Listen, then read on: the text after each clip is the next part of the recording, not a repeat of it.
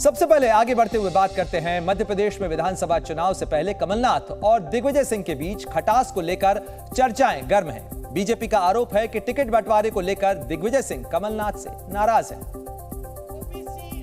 और इसीलिए दिग्विजय सिंह कमलनाथ या प्रियंका गांधी की रैली में नहीं गए। लगातार आप ही दौरा छोड़ के घर बैठे हैं। आपने अपना झाबुआ का दौरा कैंसिल करा, आप ही प्रियंका गांधी की सभा से आपने दूरी बनाई। अब जब आपके दोनों के बीच में क्या खटपट है, क्या अनबन है, उसकी बयानबाजी सामने आ रही, दूसरे के पुतले जल रहे हैं। लेकिन दिग्विजय सिंह ने नाराजगी की बात को बेबुनियाद बताते हुए बीजेपी पर पलटवार किया। भारतीय जनता पार्टी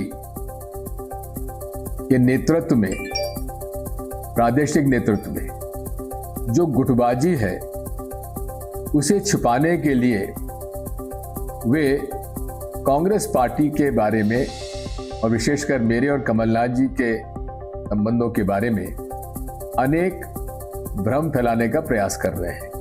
दिग्विजय सिंह ने सफाई दी कि उन्होंने दौरा इसलिए रद्द किया क्योंकि एआईसीसी के महामंत्री ने चुनाव और संगठन पर चर्चा के लिए उन्हें बुलाया था। मध्य प्रदेश के सांची में कांग्रेस और बीजेपी के दो डॉक्टर्स की जंग है और इस जंग में कांग्रेस के डॉक्टर उम्मीदवार जीसी गौतम के लिए वोट मांगने कमलनाथ पहुंचे, जहां उन्होंने मध्य प्रदेश की बीजेपी सरकार में स्वास्थ्य व्यवस्था, उद्योग धंधे और अर्थव्यवस्था पूरी तरह चौपट होने का आरोप लगाया।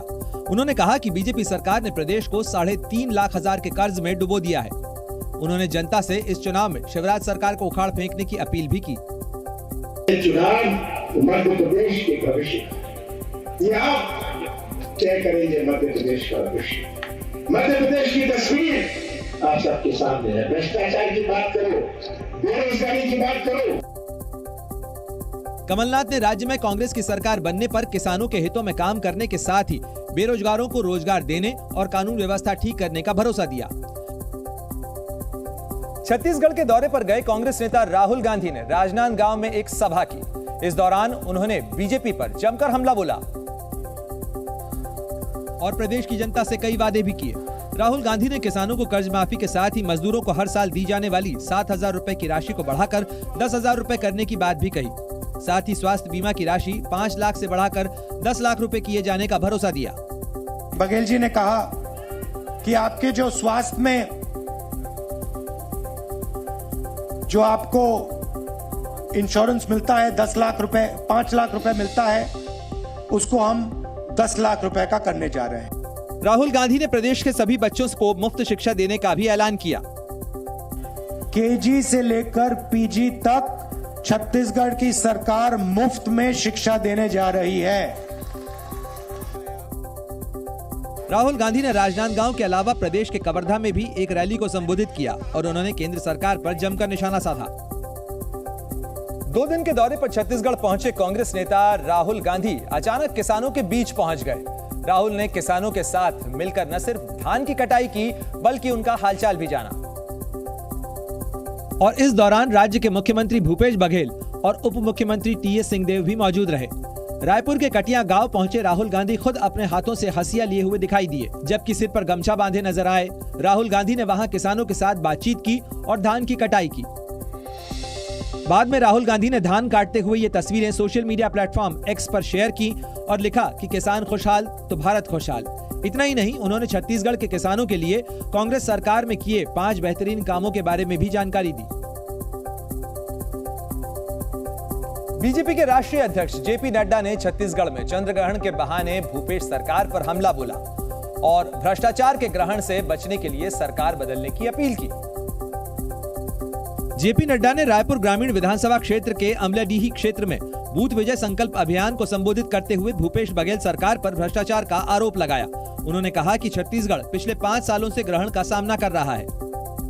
अब मौका आ गई, ग्रहण हटे के हटाइबा की ना, हटिया की ना। भ्रष्टाचार, आकंठ भ्रष्टाचार में डूबी हुई सरकार है। चुनावी रैली को संबोधित करने के अलावा जेपी नड्डा ने खैरागढ़ में रोड शो भी किया और बीजेपी के लिए वोट मांगे, क्योंकि छत्तीसगढ़ में अगले महीने 7 और 17 नवंबर को 2 चरणों में मतदान होना है। मध्य प्रदेश के अशोकनगर में केंद्रीय मंत्री ज्योतिरादित्य सिंधिया का एक ऐसा समर्थक मिला जो हर वक्त उन्हें अपने सीने से लगाए रहता है। शिवपुरी के रुपेश अवस्थी ने अपने सीने पर सिंधिया का टैटू बनवा रखा है और पिछले 4 साल से वो बिना शर्ट के ही रहता है। और सिंधिया के इस डाई हार्ड फैन का दावा है कि अगले लोकसभा चुनाव में ज्योतिरादित्य सिंधिया की जीत के बाद ही वो शर्ट पहनेगा। वो पूरा होकर ही रहेगा। वो इस बार महाराज साहब की वजह हो जाएगी तो वो स्वयं महाराज साहब ही पहनाएंगे। रूपेश की इस दीवानगी के केंद्रीय मंत्री ज्योतिरादित्य सिंधिया भी कायल हैं। अशोकनगर में सिंधिया की सभा में ये शख्स भी पहुंचा, जिस पर नजर पड़ते ही ज्योतिरादित्य सिंधिया ने उसे मंच पर बुलाया। इस दौरान रूपेश ने उन्हें माला भी पहनाई, जिसके बाद सिंधिया ने उसके साथ तस्वीर भी खिंचवाई। छत्तीसगढ़ के कोरिया की भरतपुर सोनहत विधानसभा सीट से बीजेपी ने केंद्र सरकार में राज्य मंत्री रेणुका को चुनाव मैदान में उतारा तो सियासत गर्मा गई और इलाके की बेटी के चुनाव मैदान में उतरने को कांग्रेस उम्मीदवार गुलाब कमरो ने बाहरी बताकर हल्ला बोल दिया। उनको टिकट मिला है तब यहाँ पर आ रहे हैं, मैके के आधार है। मुझे जानकारी है जहाँ तक जो हमारी जो संस्कृति हमारी बिटिया एक बार विदाई के बाद दोबारा वापस नहीं आती है, तीज त्योहार में आती है, लेकिन फिर से अगर वो आई है तो इसलिए इसे अशुभ माना जाता है। रेणुका के मायके लौटने को कांग्रेस ने अशुभ बताया तो बीजेपी ने इसे बेटी के अपमान से जोड़ दिया और रेणुका ने दावा किया कि मायके में मिले प्यार ने उन्हें यहाँ आने को मजबूर कर दिया। मैं इस क्षेत्र की बेटी हूँ, जनता के प्यार से, उनकी दुलार से मैं यहाँ पर आई हूँ। चूंकि रेणुका सिंह सरगुजा से सांसद हैं और मोदी सरकार में मंत्री हैं, इसीलिए उनका पूरे इलाके में असर है। कांग्रेस ने इसी वजह से रेणुका पर निशाना साधना शुरू कर दिया। मध्य प्रदेश के मुरैना में जनसंपर्क के दौरान कांग्रेस उम्मीदवार ने बीएसपी नेता रुस्तम सिंह के पैर छुए, जिसके बाद रुस्तम सिंह ने उन्हें आशीर्वाद दिया। रुस्तम सिंह हाल ही में बीजेपी छोड़कर बीएसपी में शामिल हुए थे। और मुरैना में जनसंपर्क के दौरान कांग्रेस प्रत्याशी दिनेश गुर्जर का रुस्तम सिंह से आमना सामना हो गया। इस दौरान कांग्रेस नेता दिनेश गुर्जर ने शिष्टाचार दिखाते हुए रुस्तम सिंह के पैर छू लिए, तो वहीं रुस्तम सिंह ने भी बिना देर किए उन्हें आशीर्वाद दिया और बीजेपी को सबक सिखाने की बात कही। हम तो बीजेपी के कैंडिडेट से लड़ रहे हैं, बीजेपी ने हमको समझा नहीं ना, हम तो बीजेपी ने हमको चुनाव, हम अग्रवाल को बताना चाहते हैं कि वो कहाँ है और हम कहाँ हैं। टिकट न मिलने से नाराज होकर रुस्तम सिंह के बेटे ने बीएसपी का दामन थाम लिया था। इसके बाद खुद रुस्तम सिंह भी बीएसपी में शामिल हो गए, जिसके बाद बीएसपी ने रुस्तम सिंह के बेटे राकेश सिंह को मुरैना विधानसभा सीट से प्रत्याशी बनाया है।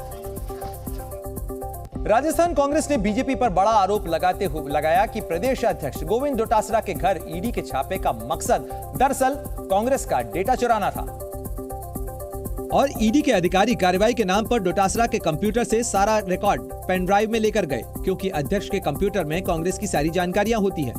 यहाँ जिस तरीके से कंप्यूटर को खंगाला गया और उसको पेन ड्राइव में ले जाया गया, वो चाहते थे कि कांग्रेस पार्टी की रणनीति उनको पूरी मालूम पड़ जाए। वहीं बीजेपी ने कांग्रेस के आरोपों को गलत बताते हुए पलटवार किया। ईडी भ्रष्टाचार का डेटा निकालने गई थी, जो डोटासरा ने मंत्री रहते हुए जो भ्रष्टाचार किया, जिस प्रकार से वहां पर पेपर लीक हुए। पेपर लीक मामले में ईडी ने गुरुवार को डोटासरा के जयपुर और सीकर आवास पर छापेमारी की थी। प्याज की बढ़ती कीमत ने सरकार की चिंता बढ़ा दी है। सरकार प्याज के दाम में आ रही तेजी को थामने के लिए ठोस कदम उठाने की योजना पर काम कर रही है। बताया गया है कि सरकार ने प्याज की बढ़ती कीमत पर ब्रेक लगाने के लिए शनिवार को बड़ा फैसला लिया, जिसमें सारा जोर घरेलू बाजार में प्याज की उपलब्धता बढ़ाकर कीमतों को काबू करने का है।